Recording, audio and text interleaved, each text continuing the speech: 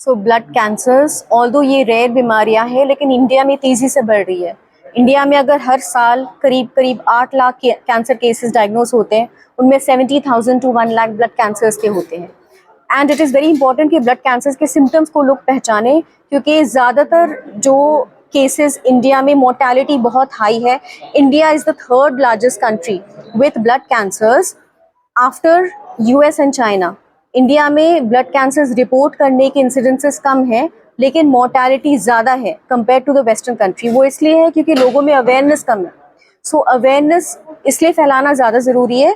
और blood cancer के जो मेन कुछ सिम्टम्स होते हैं वो है बार बार फीवर आना, रिकरेंट फीवर या अनएक्सप्लेन्ड इन्फेक्शन, बार बार इन्फेक्शन का होना या एंटीबायोटिक का काम ना करना, या फिर वेट लॉस, एपेटाइट लॉस होना, या फिर जो ब्लीडिंग टेंडेंसी कुछ होता है जैसे कोई भी ब्लीडिंग होना या नाक से, मसूड़ों से, या फिर प्लेटलेट्स का कम हो जाना, टीएलसी या प्लेटलेट्स का अनएक्सप्लेन तरीके से बढ़ जाना या कम हो जाना, हीमोग्लोबिन कम हो जाना।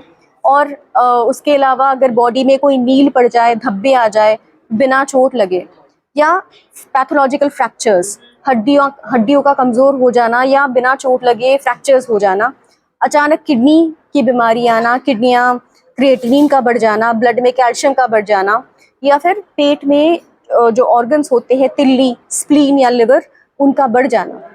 उसके साथ साथ शरीर में कोई गांठें आना, जैसे गलों में, बगलों में गांठें आना, नाइट में स्पेशली रात में पसीना ज़्यादा आना, इतना पसीना आना कि कपड़े भीग जाना, बेडशीट्स को चेंज करने की ज़रूरत पड़ना।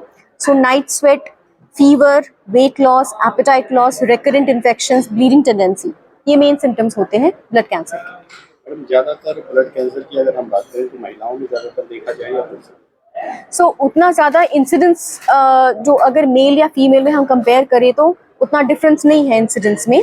कुछ कैंसर्स ऐसे होते हैं जो मेल्स में ज़्यादा प्रेवलेंट है, may be because of occupational hazard.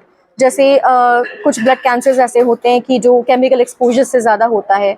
तो if males are more expose to those chemicals, तो मेल्स में वो कैंसर्स का इंसिडेंस ज़्यादा हो सकता है।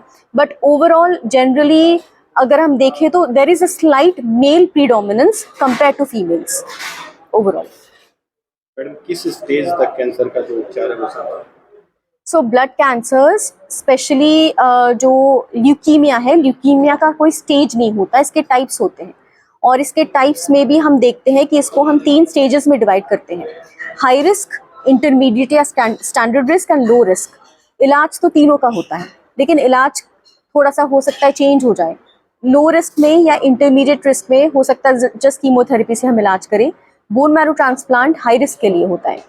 जो बीमारी हमें लगता है कि जाके वापस आएगी या कीमोथेरेपी इनफ नहीं है, उनमें हम बोन मैरो ट्रांसप्लांट की तरफ देखते हैं और बोन मैरो ट्रांसप्लांट जो है उसमें यूज़ करते हैं। सिमिलरली लिम्फोमास में, लिम्फोमा अगर 4th स्टेज तक भी जाए या 3rd स्टेज तक जाए तो वो भी पूरी तरह से क्योरेबल है।